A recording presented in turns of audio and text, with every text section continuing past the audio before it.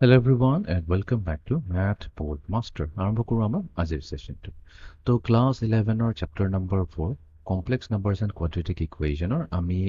কৰি আছো complex numbers and imaginary numbers কি হয়। তো তাৰে ওপৰতে আমাৰ আজি এটা first practice session আমি আৰম্ভ কৰিম যোনটো হৈছে টপিকটোৰ নাম হৈছে parts of complex number। complex number কি parts থাকে। Okay, let us begin. First question. ইয়াতে আমাক এটা কমপ্লেক্স নাম্বাৰ দিছে z equals to 44i plus 23.3 আমাক কৈছে ইয়াৰ ৰিয়েল পাৰ্টটো কি হয় আৰু ইয়াৰ ইমাজিনাৰী পাৰ্টটো কি হয় তো সদায় দিয়াৰ আগতে ডাইৰেক্টলি চকুমুটি কৰিব নালাগে সদায় আমি মনত ৰাখিবলৈ যে যদি আমাক এটা কমপ্লেক্স নাম্বাৰ দিছে আমি ৰিয়েল পাৰ্টটো প্ৰথমতে লিখিম তাৰপিছত প্লাছ কৰি পেলাই আয়োটা ইনটু বি যোনটো আমাৰ ইমাজিনাৰী পাৰ্ট হ'ব সেইটো আমি সেকেন্ডত লিখিম তো ইয়াতে কিন্তু আমাৰ আয়োটাৰ লগত মাল্টিপ্লাই হৈ আছে মানে কি এইটো হৈছে আমাৰ ইমাজিনাৰী পাৰ্ট প্ৰথমতে লিখি দিছে তো এইটোক আমি যদি ৰিএৰেঞ্জ কৰি লিখো আমি জানো ইয়াৰ ৰিয়েল পাৰ্টটো হৈছে 23.3 বিকজ ইয়াৰ লগত কোনো আই মাল্টিপ্লাই হৈ থকা নাই তো 23.3 হৈ যাব ইয়াৰ ৰিয়েল পাৰ্টটো প্লাছ অফকোৰ্স একো নাই লিখা যদি ফ্ৰণ্টত প্লাছে আছে এইটো 44 আয়োটা এইটো আমি সেকেন্ডত লিখিলো তো আমাক কোৱেশ্চনটো উঠিছে ৰিয়েল পাৰ্ট অফ জেড কি হয় তো ৰিয়েল পাৰ্ট অফ জেড হৈছে 23.3 আৰু ইমাজিনাৰী পাৰ্ট কি হ'ব ইমাজিনাৰী পাৰ্ট অফ জেড সিম্পলি হৈ যাব 44 আয়োটাটো নিলিখিবা আয়োটাটো লিখিলে ভুল হৈ যাব খালি 44 লিখি দিলে হ'ব তো এইটো 23.3 ৰিয়েল পাৰ্ট ইমাজিনাৰী পাৰ্ট 44 ইয়াতে আমি টাইপ কৰি দিলে আনসাৰটো তো আমাৰ ৰিয়েল পাৰ্ট ওলাইছে 23.3 and our imaginary part ওলাইছে 44 আমি ক্ৰস চেক কৰি লওঁ সো ৰিয়েল পাৰ্ট 23.3 ঠিকে আছে ইমাজিনাৰী পাৰ্ট কৈছে 44 চেক কৰি লওঁ ওকে এতিয়া আমি যাওঁ নেক্সট কোৱেশ্চনটো লৈ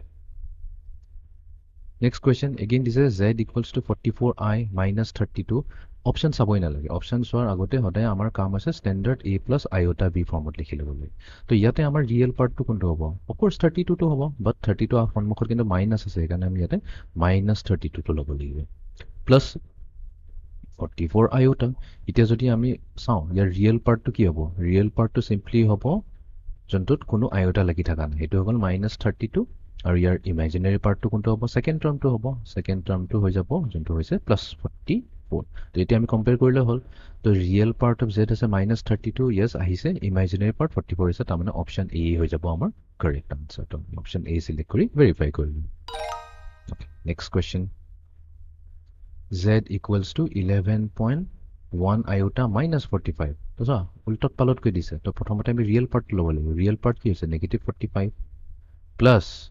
আমাৰ ইমাজিনাৰী পাৰ্ট যোনটো হৈছে 11.1 iota তো আমাৰ ৰিয়েল পাৰ্টটো কি হ'ব 11.1 মাইনাছ 45 হৈ যাব আমাৰ ৰিয়েল পাৰ্ট আৰু আমাৰ ইমাজিনাৰী পাৰ্টটো হ'ব 11.1 টাইপ কৰি দিওঁ এতিয়া তো এইটো পাইছোঁ আমি মাইনাছ 45 এণ্ড আমাৰ ইমাজিনাৰী পাৰ্ট আছে 11.1 ওকে চেক কৰি লওঁ ওকে এতিয়া আমি যাওঁ লাষ্ট কুৱেশ্যনটো লৈ তো